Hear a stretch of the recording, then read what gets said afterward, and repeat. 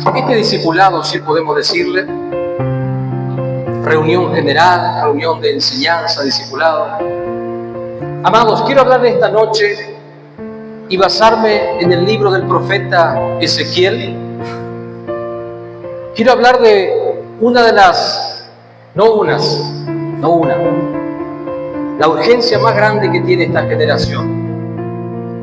La urgencia más grande que existe en este tiempo y el desafío más grande que tiene la iglesia sobre esta tierra.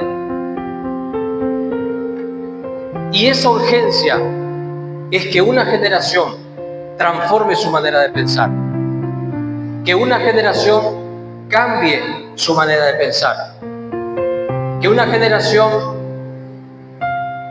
venga y se acerque al reino de los cielos. Y el reino de los cielos, Jesús comparó al reino de los cielos con una mujer que tomó levadura y la escondió en 3 medidas de harina hasta que todo fue leudado. ¿Qué significa eso? Que el reino de los cielos tiene la capacidad de introducirse en una generación y de transformar a esa generación. El reino de los cielos tiene la misma facultad, comparado simbólicamente a la levadura y a la harina. Cualquiera de nosotros conocemos que el pan casero funciona así, ¿no? Se hace así. Que el pan casero no se hace por arte de magia. Hay que tomar ingredientes y mezclarlos. Que todo lleva un proceso. Que la levadura usted la puede dejar en la ladera de su casa y la puede dejar ahí lo que dure hasta que se venza. La levadura va a estar ahí.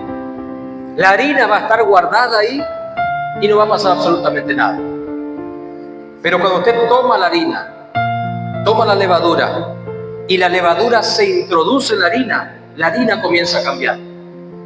La harina comienza a experimentar una transformación. ¿Sabe cuál es esa transformación?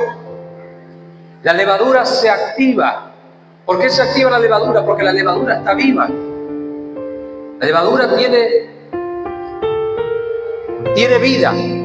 Y la levadura empieza a comerse el azúcar y la glucosa que tiene la harina. Y ese proceso que la levadura está comiéndose la glucosa de la harina hace que fermente y comience a liberar gases. Eso es cuando está leudando. Eso es el proceso del leudado. ¿Y qué produce eso? Que la harina deje de ser harina y comience a agrandarse, comience a tomar otra forma. Ya dejó de ser ese paquete que estaba ahí. Eso somos nosotros en Cristo. Cuando Cristo entra en nuestra vida, cuando el reino de los cielos entra en nuestra vida tiene que cambiar. Y si la vida no cambia, es porque la levadura no se está comiendo lo que nos sirve en nuestra vida. Y seguimos teniendo cosas en nuestra vida que no se las dejamos comérsela a la levadura. Siguiendo el ejemplo. El reino de los cielos viene a derrumbar cosas en nosotros. El reino de los cielos viene a aplastar cosas en nuestra vida. Por eso la palabra del Señor dice que el Evangelio es poder de Dios para salvación a todo aquel que cree. Y esa palabra poder es la palabra griega dunamis, que es la misma palabra que se utiliza para describir la dinamita. En otras palabras, cuando la Biblia dice que el Evangelio es poder de Dios, el Evangelio es algo explosivo, algo que va a detonar. Y cuando el Evangelio de los cielos detona, nada queda en su lugar, todo queda pata para arriba, porque Él empieza una transformación explosiva en nuestra vida. No podemos ser los mismos cuando conocemos a Cristo. El reino de los cielos tiene que transformarnos. Y la levadura, cuando entra en contacto con la harina, comienza a hacer crecer todo. Y comienza a leudar y a crecer y a abarcar todo. Y el reino de los cielos lo llena todo. Nuestra mente, nuestra voluntad, nuestro entendimiento, nuestro entorno, nuestra familia, nuestra costumbre, lo que hacemos, lo que dejamos de hacer, todo es afectado y todo es lleno por el reino de los cielos. Sacamos el ejemplo individuo, el reino en nosotros, y pensemos en el reino en una generación. El reino de los cielos viene como levadura a la harina, que es esta generación, y el reino de los cielos comienza a transformar una generación entera. Ese es el poder que maneja la iglesia. Un poder de transformación, un poder que donde se introduce lo cambia todo, cambia la manera de pensar y primeramente cambia la manera de pensar. Siguiendo esa idea de ese poder transformador, ¿sabe cuál fue el desafío más grande que tuvo Moisés en el desierto con Israel? Ellos salieron a un desierto con todo lo que eso significa. El problema más grande para Moisés no fue darles de comer en medio del desierto, porque la Biblia dice que todos los días ellos tenían maná. El desafío más grande no era darles agua en el desierto, porque la Biblia dice que había una roca que los seguía y siempre de la roca emanaba agua. Ellos siempre tenían agua. El desafío más grande no era el calor durante el día, porque la Biblia dice que una columna de nube los seguía y esa columna de nube tapaba el sol para que ellos estén bajo la sombra del Altísimo. El desafío más grande no era por las noches, por las temperaturas bajas del desierto, porque la Biblia dice que de noche esa columna que era nube de día se transformaba en fuego de noche. Y ese fuego en la noche hacía que todo el campamento esté calentito, abrigado por ese fuego intenso que es nuestro Dios. El desafío más grande para Moisés no era la ropa de esta pobre gente, caminaron 40 años en el desierto. La Biblia dice que su ropa no se gastó, que su calzado no se gastó. El desafío más grande no eran las alimañas del desierto, las víboras, porque si venía una víbora, mordía a un israelita. La Biblia dice que Dios ordenó a Moisés levantar una serpiente de bronce y todo el que miraba la serpiente de bronce era curado. Símbolo de Cristo que será levantado en una cruz, muchos años después. El desafío más grande no era los enemigos, porque la Biblia dice que Dios estableció una forma de campamento. Usted lee el libro de Números y es espectacular. La palabra dice, Dios mandó a establecer el tabernáculo en medio del desierto. 3 tribus acampaban al norte, 3 tribus al sur, 3 tribus al este, 3 tribus al oeste. De manera tal que si usted miraba con un dron desde arriba al campamento de Israel, usted veía una cruz. Y la presencia de Dios en medio del campamento. El desafío más grande no eran los enemigos, porque Dios estableció que los príncipes acampen primero y alejándose del tabernáculo los últimos que acampaban eran los más capacitados para la guerra. El pueblo estaba seguro, porque la primera fila, los que quedaban más atrás, la parte más vulnerable del campamento, Dios mandó a los guerreros a cercar el campamento. ¿Sabe por qué? Porque la Biblia dice, vosotros que sois espirituales, restauren con espíritu de mansedumbre. Los más maduros, ayudamos a los que están comenzando. Todo equilibrado el cuerpo de Cristo, ¿vio? Todo equilibrado el campamento del Señor. El desafío más grande para Moisés no era la organización, porque todo estaba organizado. El desafío más grande para Moisés fue cambiar la mentalidad de esa generación. Porque esa generación no estaba lista para ser libre. Tenían una mentalidad esclava, aún siendo libres. Por eso es que Cristo en nosotros tiene que romper toda estructura. Y con calidad de urgente, tenemos que entregar todo nuestro ser, incluido nuestro mismo entendimiento, de decir, Señor, renovame. Lo que aprendí ayer ya se quedó ayer. Renovame hoy. Quiero aprenderte hoy, quiero comerte hoy, quiero verte hoy, quiero sentirte hoy. El apóstol Pablo dice, ciertamente, extendiéndome a lo que está por delante, dejando lo que quedó atrás, lo que pasó, me extiendo a lo que está delante. Porque una generación que se queda en el tiempo es una generación que no puede actualizarse. Eso le pasó a Israel. Salieron, la columna estaba muy linda, el mar se abrió, está muy lindo, los milagros están muy lindos, la roca está muy lindo, el maná, todo bien, pero yo extraño la cebolla y el ajo y lo que comíamos en Israel. Eso dijo el pueblo cuando salió de la esclavitud. Eran libres y extrañaban la cebolla, el ajo. Eso dice la Biblia. Qué curioso, ¿no? Qué curioso que es cómo te frena una mentalidad incorrecta. Por eso Jesús dijo, el vino nuevo no puede caer en un odre viejo, porque las cosas no armonizan. El odre tiene que cambiar, porque el problema no está en el vino, el problema está en el odre. La palabra dice, con esta introducción, leemos capítulo 1, versículo 1 del profeta Ezequiel.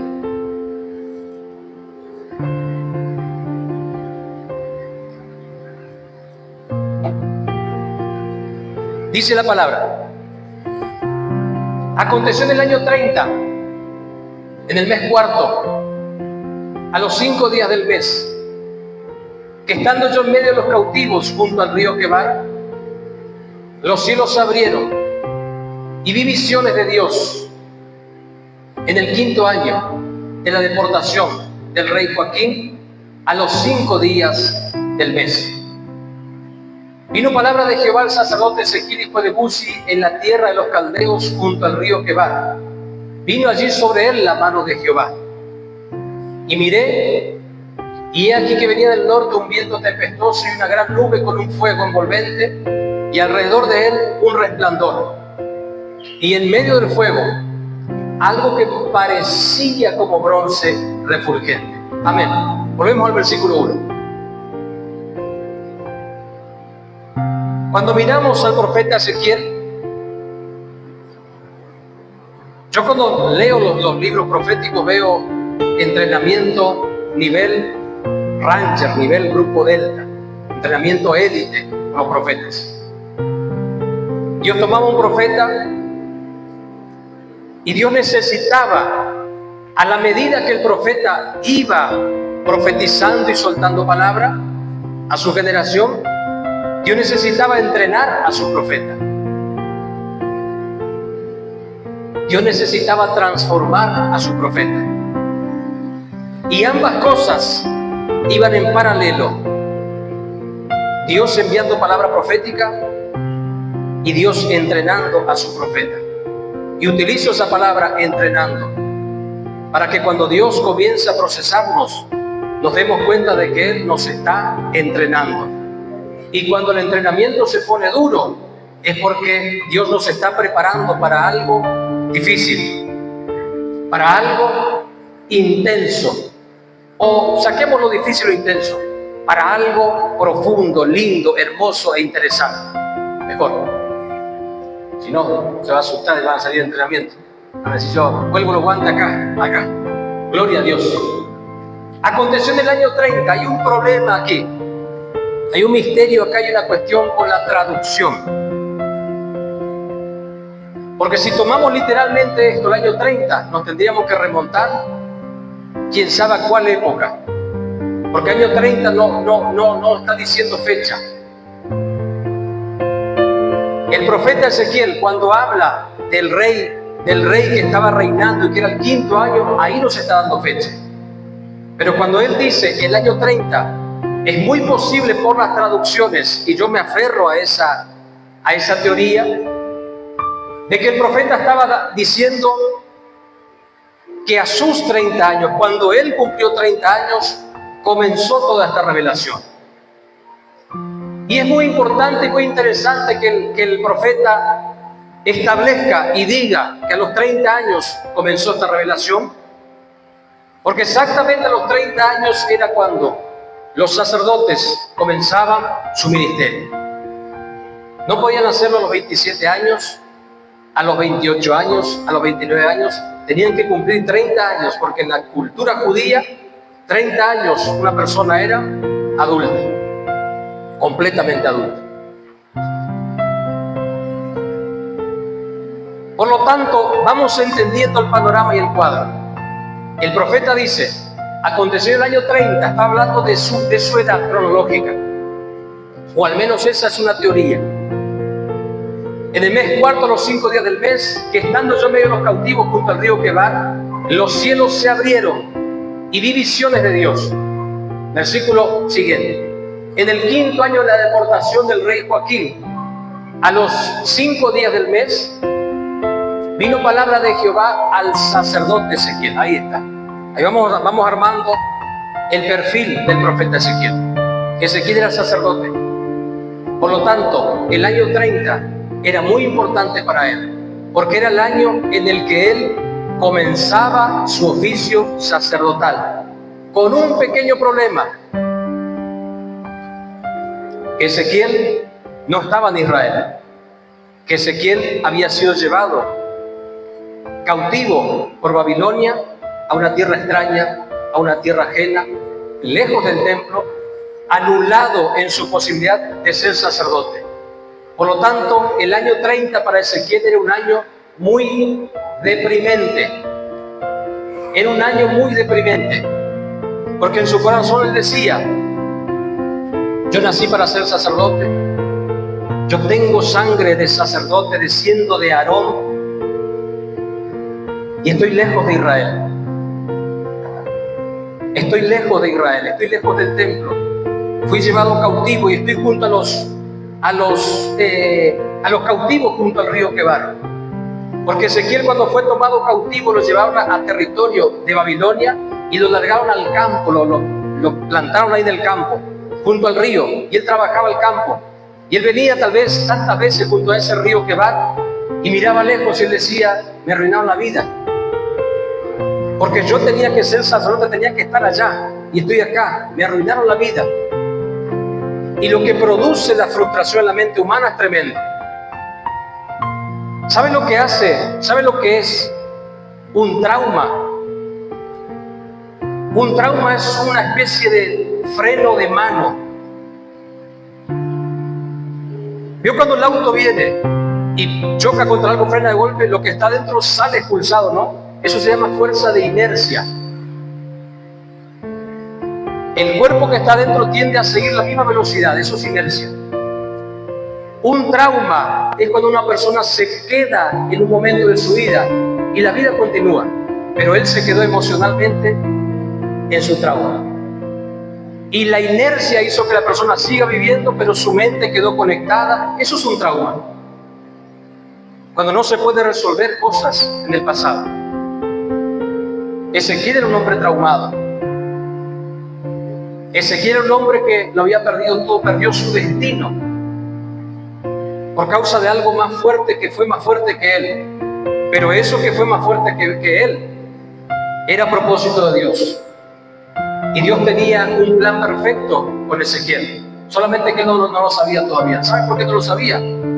Porque su mente estaba anulada por causa del trauma. Él se quedó emocionalmente en que tendría que, podría haber sido, yo tenía que, yo era, yo no era, yo esto. Pero gloria a Dios que Dios entró en la vida de Ezequiel. Y Dios comenzó. Por eso digo que Dios tiene que entrenar a su profeta. Porque un profeta en esa condición no puede profetizar. Dios tiene que sanarlo. Dios tiene que alinearlo. Dios tiene que transformarlo. Dios tiene que llenarlo de Él. Dios tiene que cambiar su mente. Dios tiene que cambiar su vocabulario. Dios tiene que cambiar su vida. Dios tiene que hacerlo de nuevo a Ezequiel. Dios tiene que transformarlo nuevamente. Porque si no, él se va a abrazar con los cautivos junto al río Quebar, se va a largar a llorar. Porque era un hombre traumado. Vamos a empezar por ahí. Dios no elige a los mejorcitos, ¿no? David, un guerrillero. Pablo, asesino de cristianos. Pedro, corta oreja. Judas, así le fue también. Pero bueno, la palabra dice, adelanto un poquito. La palabra dice que Dios se reveló a Ezequiel. Y hay algo muy particular en el libro de Ezequiel. Él no va a decir, yo vi tal cosa. Son muy diferentes. Isaías, Jeremías, Elías, Eliseo, son todos diferentes. Y Dios con cada uno sabe cómo capacitarlos. Por eso quédese tranquilo y descansa en el Señor. Dios no se equivocó con usted. Dios no se equivocó con usted. Ah, soy un desastre, qué sé yo. Ya sé, nos dimos cuenta todos, pero Dios no se equivocó con usted. Gloria a Dios.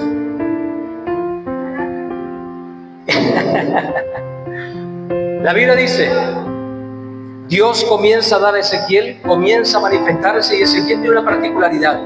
Él lo dice, vi algo que era bronce, sí era bronce. No, él siempre va a decir, era semejante a, porque lo veía como disperso, ¿no?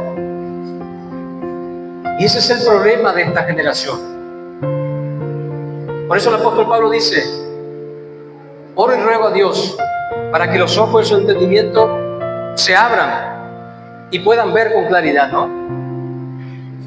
Que podamos ver con claridad quién es Cristo para nosotros y podamos transmitir el mensaje de quién es Él, no quién nos parece que es Él. De acuerdo a la información, de acuerdo a la teología, de acuerdo al curso que hice, de acuerdo a esto, de acuerdo a aquello, de acuerdo a lo que hablan en el culto, no entiendo que lo que dicen, pero dicen que Dios esto, que no. El mensaje del Evangelio es Cristo. La Biblia dice que Dios nos llamó para anunciar las virtudes de aquel que nos llamó. Si no conocemos sus virtudes, no podemos anunciar sus virtudes. La Biblia dice, Dios comienza a manifestarse a Ezequiel, y hay una particularidad. Yo le voy a enseñar esto, porque esto marca el libro del profeta Ezequiel.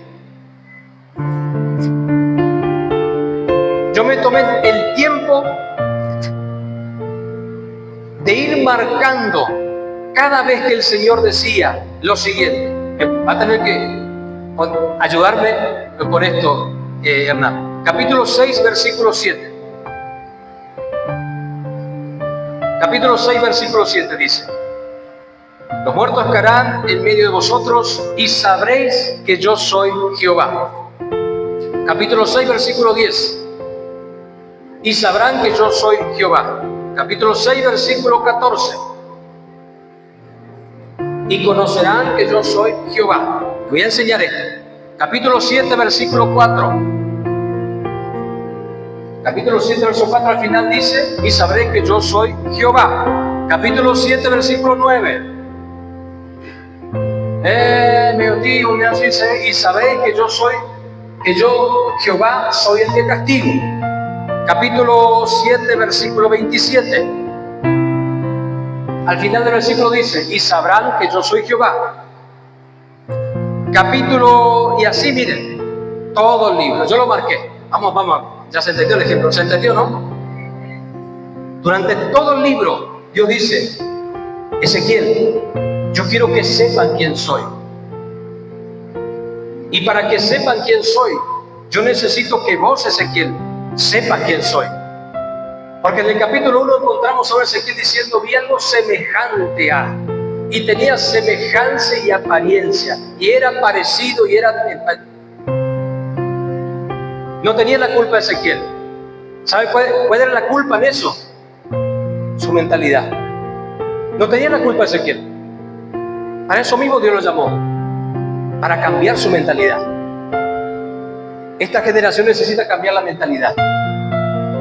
Necesita ser transformado en la manera de pensar. ¿Saben para qué? Para conocer a Dios.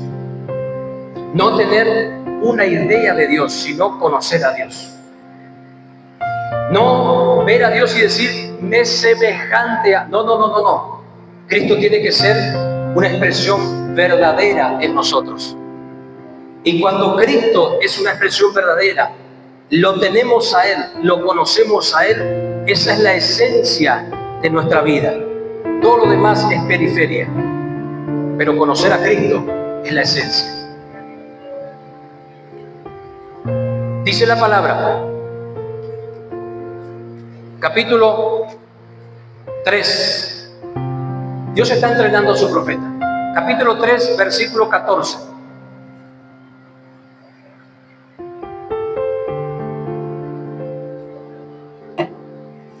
Es largo e intenso toda la visión que tuvo Ezequiel.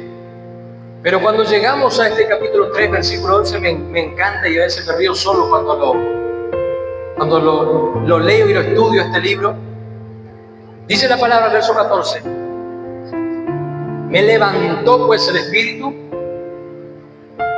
y me tomó. ¿Sabe que yo utilizo mucho mi interpretación de texto, ¿no? Yo creo que eso le falta también a la escuela de hoy día, ¿no? A la generación de interpretación de texto, ¿no? Leer, ¿qué leíste? No sé, voy de vuelta, leo, o ver, y no. Hay una generación que necesita interpretar lo que Dios nos está hablando, ¿no? Sentí fuego loco, sentí de todo. ¿Y qué entendiste? No sé buena idea, pero sentí una chiripiorca pero ¿qué entendiste? Que Lo importante es lo que se entiende, no lo que se siente, ¿no? Lo que se siente pertenece al antiguo pacto, pero lo que se entiende pertenece al nuevo pacto. Porque el nuevo pacto funciona en mi mente y en mi corazón, en mi entendimiento. El alma sentía, el espíritu entiende. Me levantó, por eso digo interpretación del texto, me levantó el espíritu y me tomó en el aire. ¿Dice o no dice eso la palabra? ¡Qué Dios tremendo! Un Ezequiel que estaba traumado, un Ezequiel que estaba molesto, un Ezequiel que estaba frustrado. En un momento le estaba en su refunfuñar, en su queja, en su qué bárbaro, qué sé yo. El espíritu vino, lo levantó y en el aire lo tomó. Eso dice la palabra del Señor. ¿Sabe cómo quedó ese profeta, no? Ni para acariciarlo con una rama. Lea lo que dice después. Y fue en la amargura, en la indignación de mi espíritu, pero la mano de Jehová era fuerte sobre mí. ¿Sabe cuándo ocurre eso? Cuando no estamos alineados con Dios. Y cuando Dios tiene que ejercer fuerza para hacernos reaccionar. Ahí decimos, Señor. Cuando no estamos entregados del todo y Dios hace algo, produce algo en nosotros, algo fuerte, y nos enojamos con Dios. ¿Por qué, Señor, permitiste esto? ¿Por qué se me quemó la ropa? ¿Por qué la licuadora? ¿Por qué pasó esto? ¿Por qué me mordió el perro? ¿Por qué me miró feo este? ¿Por qué esto? ¿Por qué? Y volcamos nuestra frustración en Dios. Era un Ezequiel con muchas cosquillas en el capítulo 3. Era un Ezequiel que no era fácil, pero Dios lo estaba entrenando. Porque de eso se trata estar en Cristo, aprender cada día. El oficio profético no es un culto, pasa al frente, recibí, listo, salgo y soy profeta. No funciona así. Nada funciona así, ni pastor, ni profeta, ni diácono, ni limpiapiso, ni limpiabaño. Nada en el reino funciona así. Todo Dios tiene que procesarnos para llenarnos de su espíritu, para que lo que hagamos sea una expresión de Él, no nuestra. Porque lo que Dios estaba haciendo era sacándole todas las cosquillas a Ezequiel, sanando sus traumas, sanando su mente, transformando su mente dura, su cabeza dura, transformando profundamente al profeta Ezequiel. Eso es lo que Dios estaba haciendo. La Biblia dice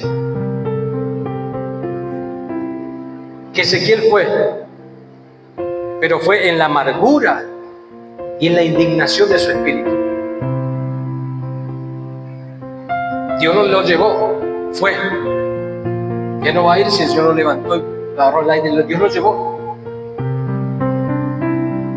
Porque la urgencia no era de Ezequiel, la urgencia era de su generación. Dios no puede esperar por Ezequiel. Dios no puede esperar si Él se da el lujo de ir al culto o no ir al culto. Dios no puede esperar a Ezequiel si se da el lujo de arrepentirse o no arrepentirse, de cambiar o no cambiar, de soltar o no soltar, de sanar o no sanar. Dios lo tomó y comenzó un proceso en él. Un proceso que es más fácil si no tenemos tanta cosquilla. Vino el Espíritu, lo tomó y dice la Biblia que en su espíritu, profundamente, porque no dice en su alma, dice en su espíritu, se indignó. A mí no me pasó nunca, nunca jamás. Pero hay personas, porque eso depende del carácter y muchas cosas, ¿no? Hay personas que cometen el error, lo voy a decir así, que cometen el error de enojarse con Dios, ¿no? Cometen el terrible error de enojarse con Dios. Cometen el error, insisto, que procede de la ignorancia, enojarse con Dios. ¿Ignorancia por qué? Porque ignoramos lo que Dios está haciendo, entonces nos enojamos.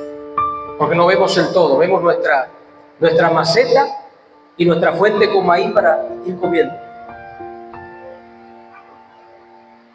Él se indignó porque su espíritu no estaba alineado con el Espíritu Santo, con el Espíritu de Dios. Él no conocía a Dios, él no conocía el proceder de Dios, él no conocía su espíritu, él no sabía lo que Dios estaba haciendo. Él tenía sus planes y Dios tenía otros planes. Él tenía su vida y Dios tenía su vida. Él tenía sus sueños y Dios tenía su sueño. ¿Saben cuándo entendemos que nacimos de nuevo?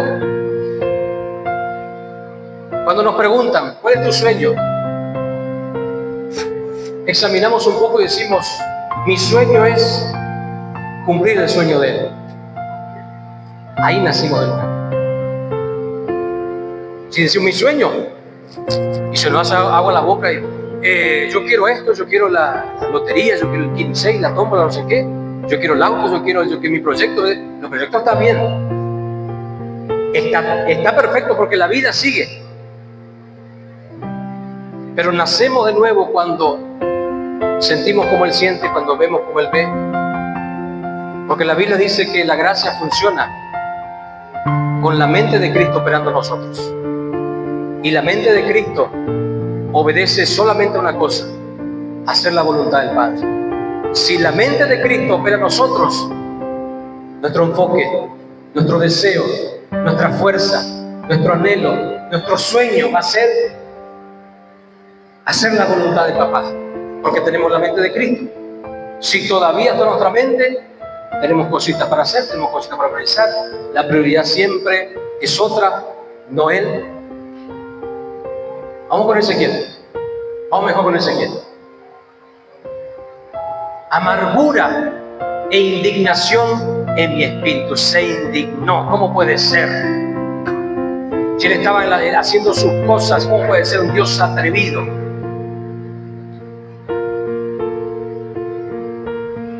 Hay un mito evangélico, lo voy a decir. Hay un mito evangélico que dice que el diablo es atrevido y que Dios no es atrevido. El diablo entra por la fuerza, pero Dios nunca entra por la fuerza. No sé si están así. A veces Dios entra por la fuerza, ¿o no? Hay una parábola, Jesús dijo, invitó a la boda, uno dijo, no puedo porque recién me casé, no puedo porque tengo una yunta de bueyes, tengo que probar, no puedo porque esto, bla, bla, bla, bla, bla, bla. Vinieron, le dijeron, ahí dijeron que esto, perfecto. Vayan, busquen en las plazas, fueron a las plazas, trajeron a todos, trajeron a los demás. ¿Y qué pasó? Hay lugar todavía. Bueno, entonces vayan, la tercera invitación. Vayan, busquen en las plazas, los cojos, los bancos. Y la Biblia dice, y fuércenlos a entrar. El padre mandó que diga, ¿vos qué estás haciendo ahí? Lo agarraron y lo forzaron como una racia, ¿no? Y lo hicieron entrar a la fuerza. Qué curioso eso, ¿no? ¿Dios respeta el libre albedrío o no? Hay muchas cosas que se nos caen, ¿no? Cuando empezamos a conocer el modus operandi de Dios. Porque a veces que Dios tiene que, por su gran amor y misericordia, tiene que forzar cosas en nuestra vida. Dice más adelante, capítulo 8, versículo 3. Capítulo 8, versículo 3.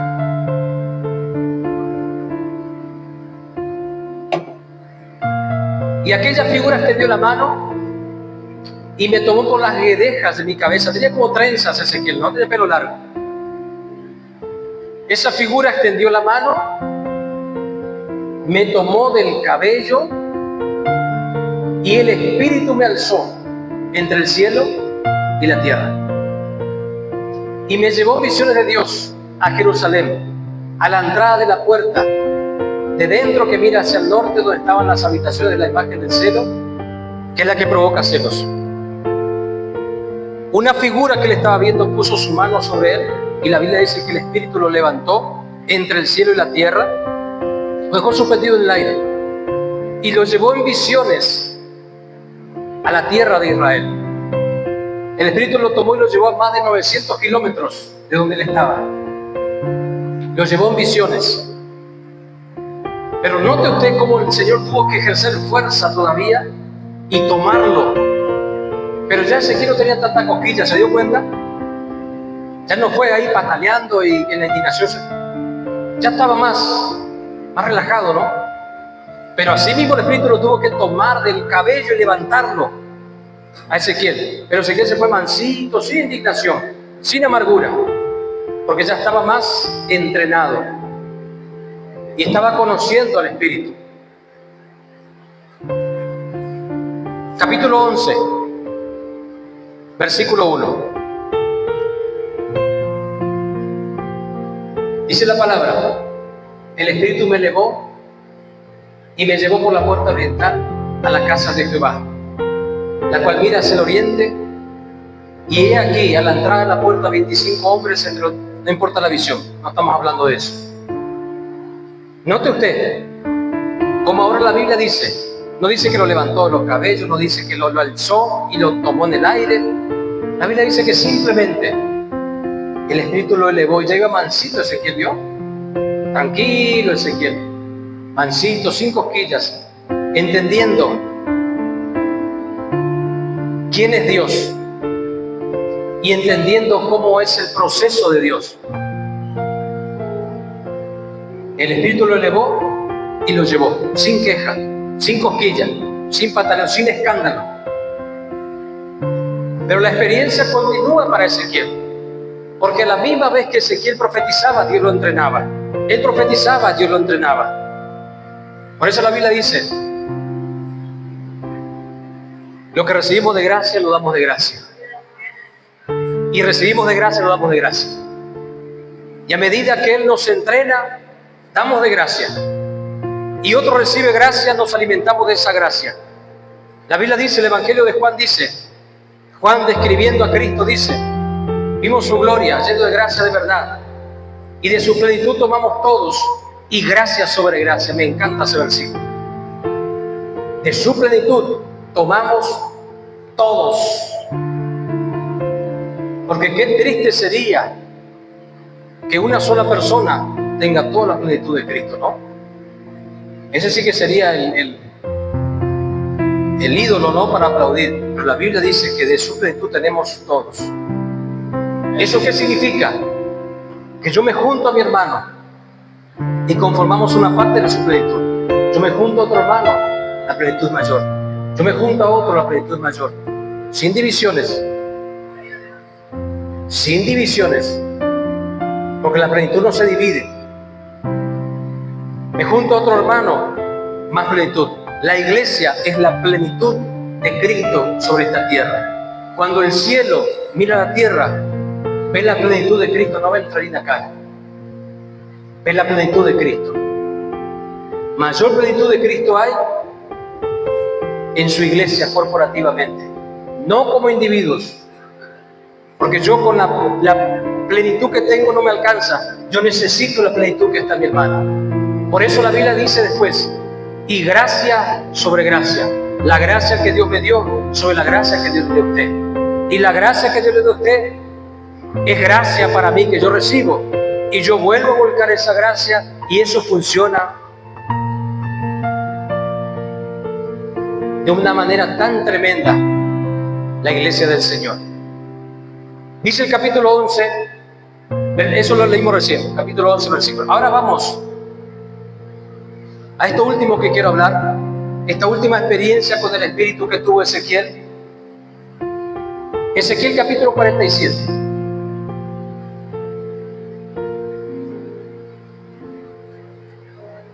Hoy voy a pedir un poquito más de agua, porque vino con sed el predicador. Muchas gracias. Capítulo 47,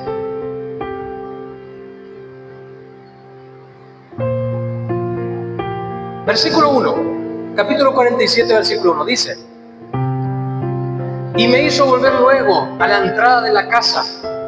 Note los detalles, por favor.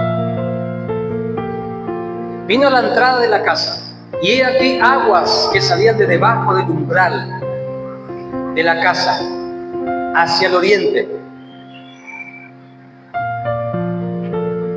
porque la fachada de la casa estaba al oriente, y las aguas descendían de debajo hacia el lado derecho de la casa al sur del altar. Aguas que salían de debajo del umbral, esquivaban el altar y corrían.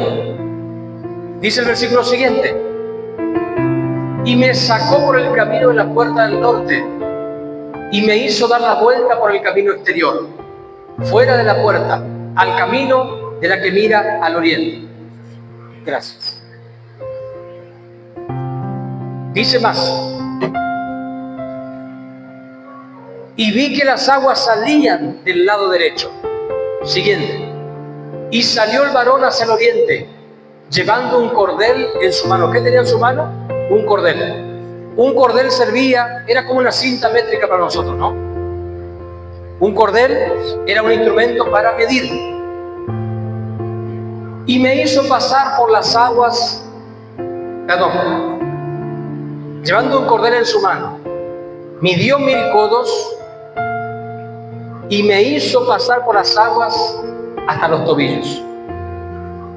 Vamos al versículo siguiente y entendamos qué es lo que estaba ocurriendo. Ezequiel comienza a fijar su atención en agua que salía de debajo del umbral. Sigue eso, y cuando salió, la Biblia dice que había un ángel con él. Y la palabra dice que ese ángel tenía un cordel de medir, y que ese ángel, Ezequiel estaba prestando la atención a él, porque Dios lo estaba entrenando. Y para ser entrenado hay que prestar atención. Si no nos perdemos de detalles, que los vamos a necesitar después. Ezequiel estaba mirando la actitud del ángel. El ángel lo miró,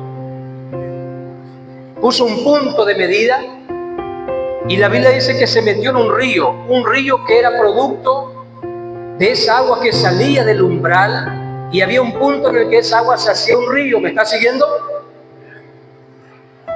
El ángel se paró a la orilla del río cuando se hacía grande, puso un punto de medida, midió 1000 codos, y dice la palabra, vamos al versículo anterior, perdón, me adelanté. Salió varón hacia el oriente, llevando un cordel en su mano, midió 1000 codos y me hizo pasar por las aguas hasta los tobillos. Midió y me hizo pasar. Es decir, midió 1000 codos, y el ángel habilitó a Ezequiel para que él también camine esos 1000 codos hasta la segunda estación. Ahora sí viene el versículo siguiente. Midió otros 1000 y me hizo pasar por las aguas hasta las rodillas. Desde ese punto donde las aguas llegaban hasta los tobillos de Ezequiel, el ángel tomó su cordel, midió 1000 codos más. Cuando llegó a los 1000 codos, le dijo a Ezequiel: avance, Ezequiel. Y Ezequiel, solamente cuando el ángel midió los 1000 codos, fue habilitado a caminar esos 1000 codos. Y cuando llegó a esa segunda estación, la Biblia dice, midió luego otros 1000 y me hizo pasar por las aguas hasta los lomos. De ahí midió otros 1000 y Ezequiel iba ya no haciendo pie. Iba que no podía, y la Biblia dice que el agua llegó hasta los lomos. Ezequiel decía hasta su espalda. Versículo siguiente. Midió otros 1000 y era ya un río que no se podía pasar, porque las aguas habían crecido de manera que el río no se podía pasar sino a nado. El ángel midió otros 1000. Cuando midió otros 1000, el ángel dijo a Ezequiel: avance, Ezequiel. Y Ezequiel, que estaba con el agua hasta los lomos, avanzó y ya no podía más, y la Biblia dice que era imposible mantenerse en pie, y él empezó a flotar en aquel río. Y él empezó a nadar hacia el ángel. Eso es ser lleno del Espíritu.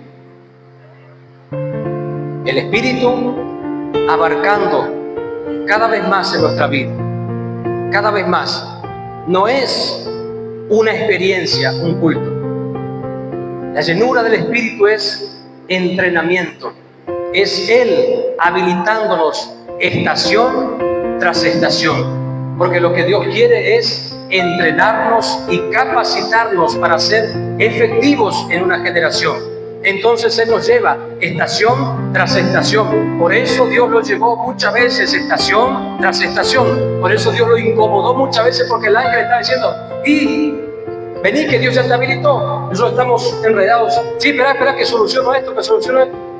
Y Él ya nos habilitó. Lección número 1. Hay estaciones en el crecimiento. ¿Sabe qué la Biblia dice? ¿Qué es lo que enseña la Biblia? Hago un paréntesis acá. Porque lo que hizo Ezequiel fue sumergirse en el Espíritu. Porque era un río que él ya lo sobrepasaba, estaba metido en ese río. Hay también mucho folclore evangélico con respecto lo digo así, con respecto al bautismo del Espíritu Santo.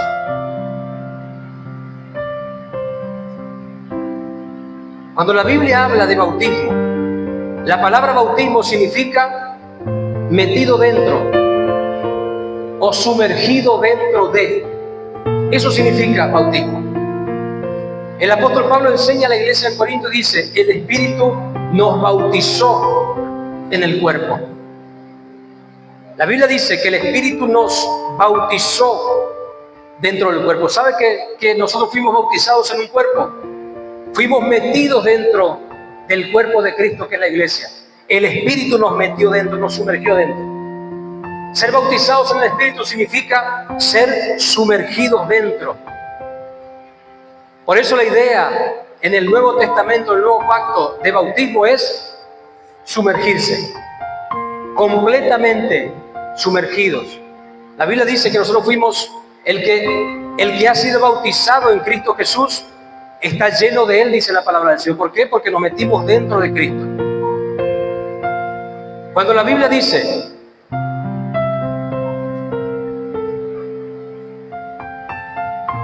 vayan, hagan discípulos, bautizándolos en el nombre del Padre, bautizándolos en el nombre del Hijo, bautizándoles en el nombre del Espíritu. O sea, Jesús dijo: métalos dentro del nombre, métalos dentro del nombre, métalos dentro del nombre. ¿Cuál nombre? El nombre que es sobre todo nombre, el nombre de nuestro Señor Jesucristo. Jesús dijo: vayan y métanlos en el nombre que es sobre todo nombre, en el nombre del Señor Jesucristo. Por eso la iglesia, de hecho los apóstoles, bautizaba en el nombre de Jesucristo, nuestro Señor, porque entendió que lo que Jesús estaba ordenando era introducirlos dentro de un nombre que es Cristo. Introducidos dentro del Espíritu, introducidos en el cuerpo, introducidos en el nombre. Siempre la idea del bautismo es estar metidos dentro. Bautizados en el Espíritu significa estar sumergido dentro del Espíritu. No hablar en lenguas y salir y cuántos casos, ¿no? Bla, bla, bla, bla, bla. Y después salen y son Mike Tyson en la casa. Y son Ringo Bonavena en la calle. Y son más peligrosos. Puro traje, pura corbata. Puro hablar en lenguas y cero Cristo. O no, yo los vi por lo menos. Yo hablo desde lo que yo vi. Yo lo vi con mis propios ojos. Yo lo vi con mis propios ojos. Ser lleno del Espíritu Santo significa ser sumergidos en el Espíritu. Sumergidos en su vida. No traer a Dios a mi problema, a mi no, no, no, no. Yo sumergido en la vida de Él. Yo viviendo la vida de Él, yo cumpliendo sus sueños. ¿Qué querés, papito? ¿Qué querés? ¿Qué querés, papito? ¿Qué querés que yo sea, papito? Yo quiero cumplir tu sueño. Yo quiero cumplir tu expectativa. Eso es ser lleno del Espíritu. Alguien que renuncia a su vida para que la vida de Cristo crezca. Eso es ser lleno de Cristo. Eso es ser hijo de Dios. Eso es ser cristiano. De ahí se empieza. Ezequiel fue metido en un río. Y cuando él fue, se empezó a flotar ahí. Lección número 2 que nos enseña cómo Dios actúa con Ezequiel. Las estaciones. Las estaciones no son para todos las mismas.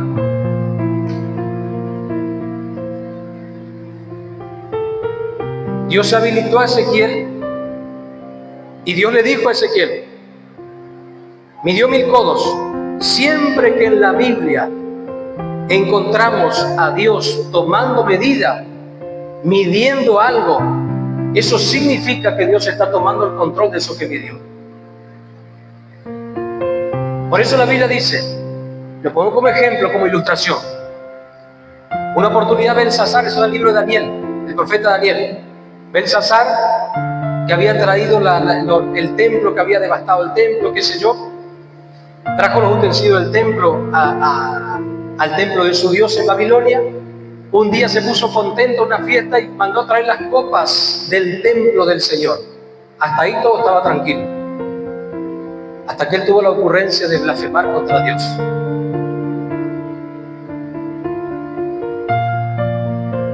Belsasar fue, tomó la copa, cargó el vino, lo donó a su Dios, tomó un trago y dice la Biblia que en la pared apareció una mano y escribió: Mene, Mene, Tekel, Uparsim. Dijeron: ¿qué es esto? Trajeron a Daniel y Daniel dijo: fácil. Eso significa: Dios te ha pesado, Dios te ha medido y fuiste hallado falto. Dios te midió, tomó el control y dijo: no, has sido hallado falto. No alcanzó, no estás a la altura, no alcanzó. Y la Biblia dice que los enemigos de Babilonia, la historia dice, esa misma noche entraron por la ciudad más segura del mundo, que era Babilonia en ese tiempo, que tenía ríos a los costados y tenía unas puertas que eran imposibles de penetrar. Esa noche se emborracharon todos, hasta los guardias, todos se embriagaron esa noche, en el deleite de su rey. Y el enemigo entró por las puertas sin oposición. Y esa misma noche dice la historia que murió el rey Belsasar y que cayó Babilonia, porque blasfemó contra Dios.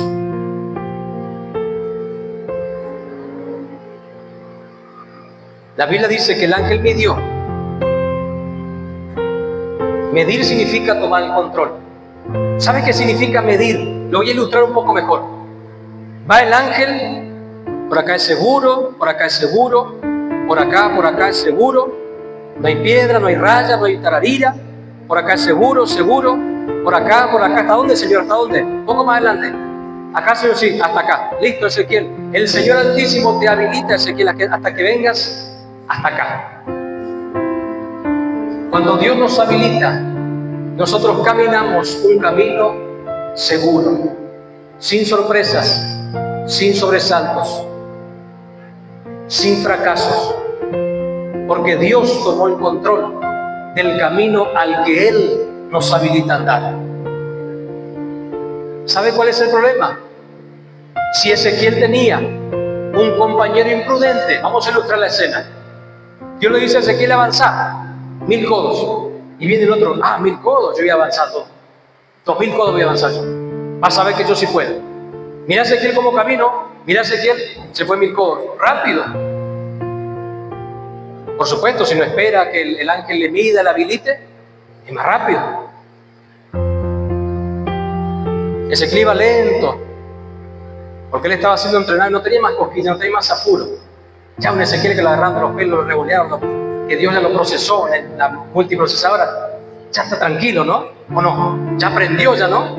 ¿Ezequiel manda? No, ya sé cómo terminaste. Yo me quedo acá, Señor. Yo te espero acá, yo estoy cuando vos hables, Señor, cuando vos digas. Da la cabeza, da tanto chichón, le da pegar contra la pared, ¿no? El otro salió midiendo, pero ya 3000 codos ya estaba allá. Ezequiel avanzó, y cuando llegó allá, el otro panza para arriba, la panza hinchada, ya flotando, se lo lleva la corriente. ¿Quién te habilitó? ¿Quién te mandó? Te mandaste solo. Tranquilo. Hay que ser preparado, hay que ser capacitado, hay que ser instruido. Hay que ponerse bajo los mantos ministeriales de apóstol, profeta, evangelista, pastor, maestro, para ser equipados los santos, a fin de perfeccionar a los santos para alcanzar la medida y la estatura de la plenitud de Cristo y ser eficientes. Y no después rápido, pero hay que volver de vuelta al principio a la costa y empezar de vuelta. A mí me pasó. Por eso se lo enseño. Es más fácil hacerlo de la manera de Dios, ordenadamente, y que no nos falte equipo cuando estemos en el ojo de la tormenta. Eso es lo que estamos haciendo, equipando a los santos, por causa de una generación que aguarda la manifestación de los hijos de Dios. Lo interesante de esto, porque la cosa no termina acá, lo interesante de esto es que encontramos en Ezequiel lanzando las aguas del Espíritu, lleno del Espíritu, lleno del Espíritu, ahí danzando. Y note lo curioso, lo que viene después, ¿no?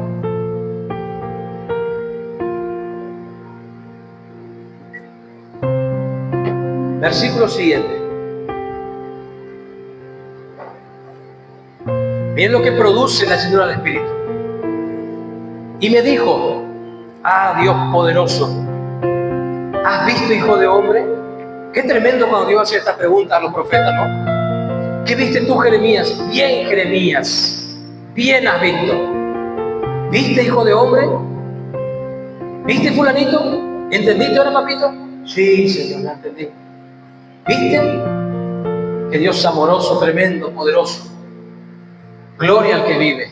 Me dijo: ¿has visto, hijo de hombre? Después, ¿dónde estaba Ezequiel? Estaba flotando en la llenura del Espíritu. Después me llevó y me hizo, ¿qué dice la Biblia? Me hizo volver, es decir, volvió los 1000 codos, 2000, 3000 codos. Me hizo volver por la ribera del río. Versículo siguiente. Y volviendo yo, vi que en la ribera del río había muchísimos árboles a uno y otro lado. Con ese solo versículo lo voy a ejemplificar. Pregunto: cuando Ezequiel, un profeta tan fino y delicado para escribir y para describir, él comienza a describir el agua que salía del umbral. Note usted cómo Ezequiel viene describiendo lo que va a ras del suelo. Y él dice: del umbral de la puerta, a ver un poquito. Sí, del umbral de la puerta sale un hilito de agua, rodea el altar y se va para el sur. El tabernáculo, el templo, siempre apuntaba hacia la salida del sol, hacia el este. Es decir, que el agua hizo una vuelta y se fue por el sur. Se fue por el sur y Ezequiel iba con el agua ahí, con el agua. Hasta que se encontró con el río y el ángel. No describe nada más. Y él comenzó con su experiencia y Dios lo empezó a llevar de estación en estación, porque Dios quería afinarlo a su profeta, quería cambiar su mentalidad, quería abrir sus ojos espirituales. Dios le dio esa experiencia, midiendo etapa y estación por estación hasta ser lleno del Espíritu. Porque ser lleno del Espíritu no es un concepto, es una vida. Cuando Ezequiel volvió, lo curioso es que ahora la Biblia dice que Ezequiel veía diferente. Porque Ezequiel miró y dijo: qué curioso. No había notado que a la ribera de los árboles, a la ribera del río, estaba lleno de árboles. ¿Sabe por qué Ezequiel no lo describe antes de entrar al río? Porque no lo veía. Hay cosas que por más que querramos, no las vamos a ver hasta no ser habilitados por el Espíritu y caminar los 1000 codos, avanzar, ser lleno del Espíritu, volver, y entonces sí, Dios, ¿ahora qué ves? Ahora veo árboles por todos lados, los árboles que antes él no veía. No es el que quiere ni el que corre. Es el que fue habilitado y procesado. No es agarrar un manto prestado, ponérselo.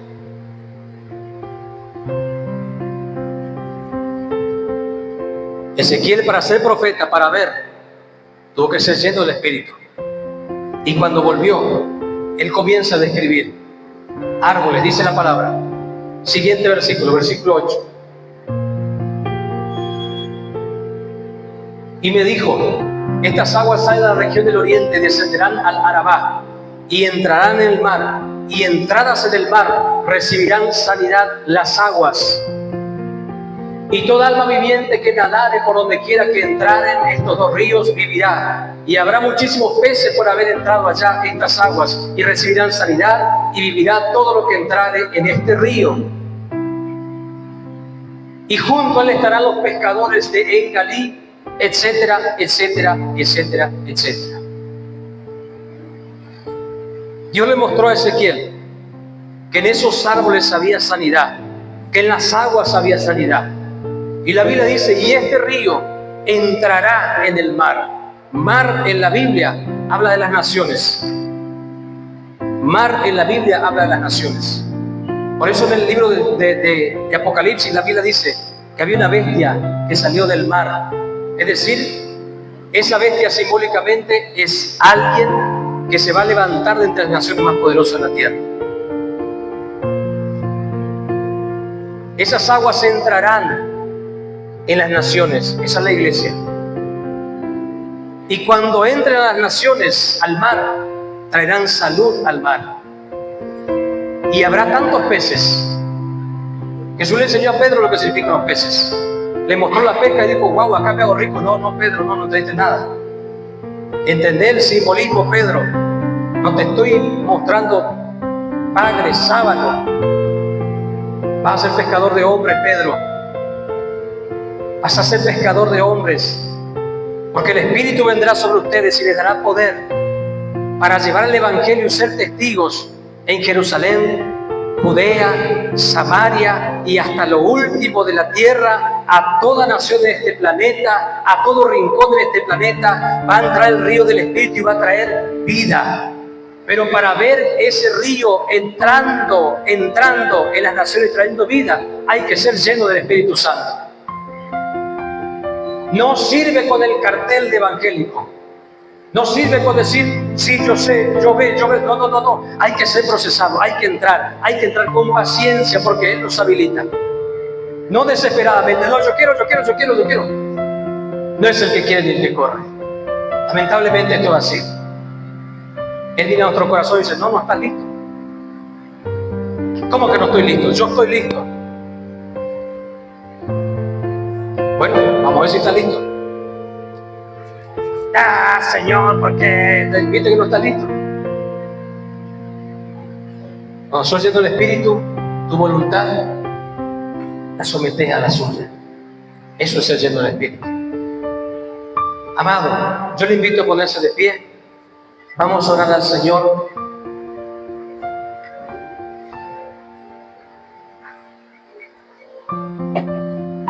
Gloria a Dios. Vamos a orar al Padre en esta noche. Gloria a Dios. Vamos a pasar aquí todos juntos. Vamos a orar, vamos a clamar. Vamos a dar